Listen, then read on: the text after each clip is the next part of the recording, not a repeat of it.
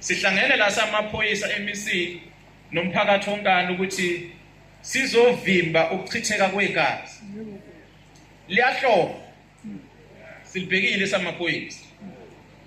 Liyahlola leli yenzekayo esibonayo la sihlomile. Asifuni ukuthi kufike uDisemba isekhona. Ngoba kwafika uDisemba kuzofika lezi insizwa eziphila ngentelezi eqhamuka emahostela ezofika singasazwile. Kungcono silungise thina ukuze ziwuthole umyalezo ukuthi cha kuhlaleke kahle emakhaya.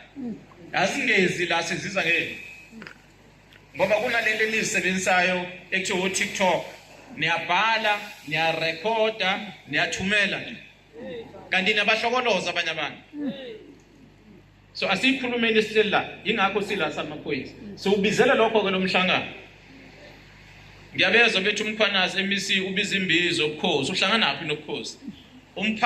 Umkhwanazi kanye namaphoyisa lawa aholayo uthunywe ukuthi avimbe ubugebengu, aphephise impilo zabantu. Uma umkhwanazi namaphoyisa bebona ukuthi kukhona into engasibe ingozi, kumele benze imizamo ukuze bavimbe lobo bungozi. Lento iqalaphi lesiletha la namhlanje isukela ngomsombuluko lwamasonto amabili adlule. Ngithintwa isilo ebusuku. Siyangifonela sithi mkhwanazi kukhona into engahambi kahle la endlunkulu. Ngizocela ukuthi uthumele amaphoyisa kade uzobheka. Kungathi kukhona abantu abafike ngamabhasi amabili isizwe saka mkhwanazi. Kukhona singagculisekile ngakho. Ngase ngithumela amaphoyisa ukuthi awubheka ukuphepha. Afika hlala ka amaphoyisa kubheka ukuphepha. Mhlanhla leyo bekhona inkosi uShinga esinayo la ngaphathi kwethu namhlanje. Kanye nenkosi uChilizi. Ecala ukuthi bangakwazi ukuyichaza udaba ngoba bengekho. Kwakhulunywa ke kwaphela ngathola umyalezo ngabo 11:12 ebusuku ukuthi cha sikuhlukene sebehambile la kade befikile esilweni. Ngicabanga ukuthi into seyixazulekile. NgoLesibili kwavala umgaqo ku-N2 uthela wayeka lo hamba imoto eningi. Okusiphathe kambi ukuthi mase kuvaleka lo mgaqo ukhona abahamba ngama-ambulance abagulayo bayavimbeka manje emgaqweni.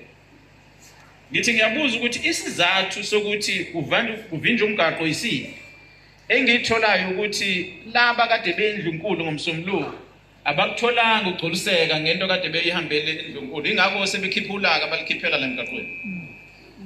Sengithi ngeke phela amakhwanazi bakhipha ulaka balikhiphele kubantu abangahlangene nendaba yabo.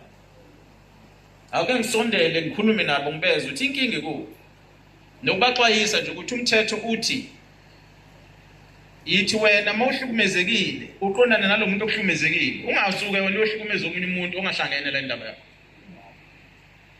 Laba bazihambele emgaqweni abazi lutho ukuthi abanye abazi nokuthi umhlaba kabani abadlula kona. Bahambe eSouth Africa bafika eTollgate bayakhokha baqhubeka abafuni umuntu ozobavimba endleleni banelungelo. Umsebenzi wethu ke thina amaphoyisa ukuthi sibavikele bona abayihambele emgaqweni.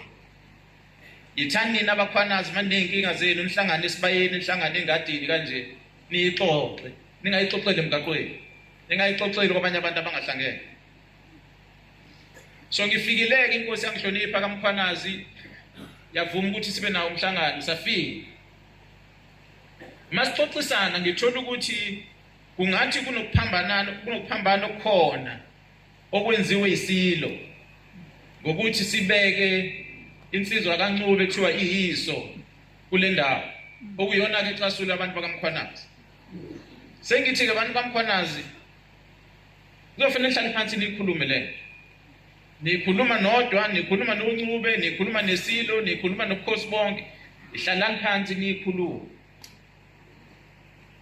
Ukuze nehlise ukudinwa kwabantu. Mina engakwenza ngoba ngiphoyisa, ngihamba ngomthetho. Umthetho uthi into ihamba ngalendlela ubhalwa phansi. Angubhali ngomkhwanazi. Asubhali samaphoyisa. Sufunda lo subhalile. Bese kuthiwa lo uphula umthetho mawuphula umthetho ufuneka kwenziwe njengayo. Ikona phela esikwenza samaphoyisa.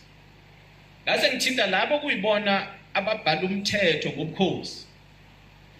Uhulumeni azochaza ukuthi uma sithi ubani uyinkosi, sivuma kanjani thina uhulumeni ukuthi lo uyinkosi. Mase simbeka ukuthi uyinkosi, simbeka ukusuka la uphelela la.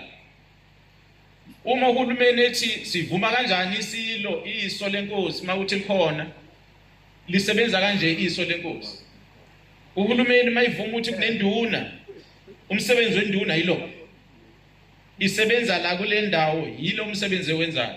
Asibeki induna thina samaphoyisa, asibeki iso lamakhosi, asibeki inkosi. Bengithi ngicacise lona. Ngicela uMEC ukuthi awusize ke MEC ngoba phela indawo yakho le.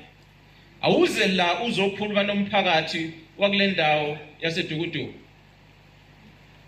Ngoba njengoba linetha akusiwo amafi ngikhuluma ngawo la.